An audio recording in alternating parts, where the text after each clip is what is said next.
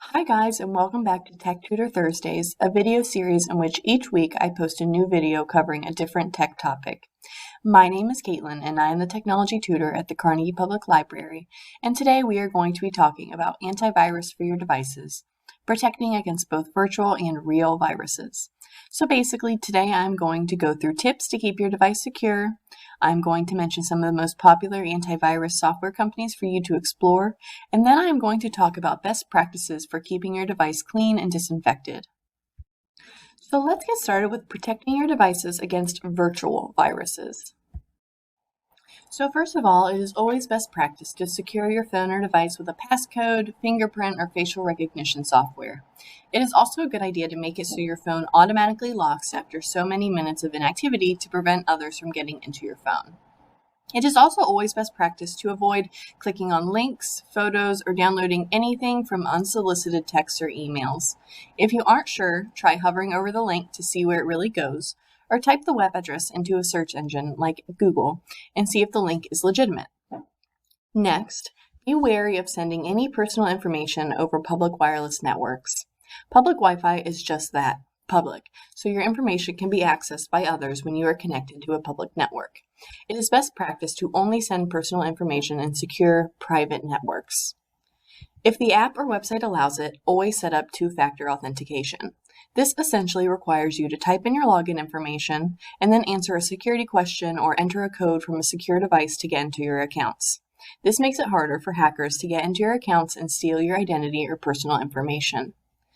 Just like you would log out of your accounts when you use a public computer, it is good practice to log out on your personal devices as well. Next, make sure you are backing up your data and information regularly, whether that be to the cloud or some other storage location. You don't want to lose all the information on your phone or device should it be compromised. Backing up your information regularly ensures you don't lose any of your information.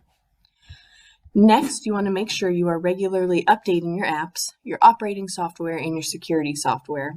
Most phones and devices allow you to set up automatic updates, so you don't even have to think about it. But having the most recent version of an app, operating software, etc. makes it harder for hackers to steal your personal information from these apps or your device. Finally, make sure you are using security software to protect your device and personal information.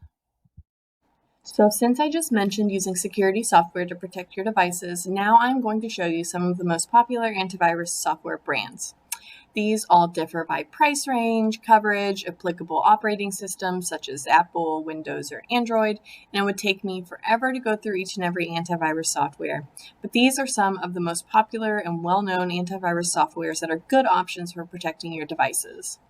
In preparation for this video, I found a few articles that explore different antivirus software and compares them, and I will link those in the description box if you want to check them out while you decide what antivirus is best for your needs.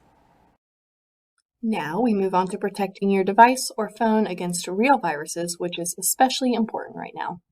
But first, I'm going to start with some don'ts. You really should not use any spray cleaners or anything too heavy duty on your device, as these could seriously damage your device and interfere with its usability. You also shouldn't dunk your phone or device in any liquids for obvious reasons. Now let's move on to best practices for disinfecting your phones or devices. But first, I want to take a moment to just think about how dirty phones and mobile devices can be and why it is important to disinfect your phone. Your phone probably goes with you everywhere, you touch it frequently, other people might touch it, so phones can be germ-ridden items. The CDC recommends that when you clean and disinfect anything, you should wear disposable gloves. If you don't have disposable gloves, you can wear others, but make sure you disinfect those as well once you're done. It is best to use wipes to clean these devices, such as Clorox disinfecting wipes or any other wipe product, so long as it has at least 70% alcohol to effectively kill germs. The CDC also recommends using EPA-registered products to kill germs. Next, it is important that you disinfect both your phone and your phone case if you have one. You can disinfect your phone case the same way you disinfect your phone, and it is best to take the case off, disinfect them both, let the case dry, and then reassemble. When you're all done, dispose of your gloves if they're disposable, and wash your hands. As far as how frequently you should be disinfecting your device, the CDC recommends routine cleaning. Given how frequently we use our phones, I would treat them similarly to other high-traffic items. Some other tips for keeping your phone clean include not letting other people touch your phone. If you want to show something on your phone to someone, screenshot it and text it rather than passing your phone to them. It is also a good idea to avoid putting your phone to your face as much as possible. Try using headphones, Bluetooth devices, or the speaker function on your phone instead to limit germs from your phone moving to your face.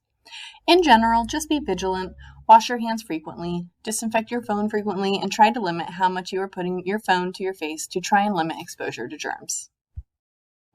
I am going to conclude here on my resource page. I will include these sources in the description box as well if you wish to explore this topic on your own. The CDC offers excellent guidelines for cleaning and disinfecting most everything, as well as other tips and information for keeping yourself safe from the coronavirus and other viruses.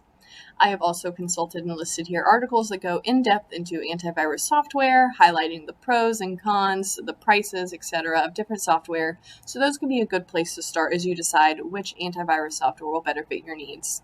I hope you have found this helpful, and as always, if you have any questions, please reach out to me through my email, also listed below in the description box. Thanks for watching, and I will see you next week.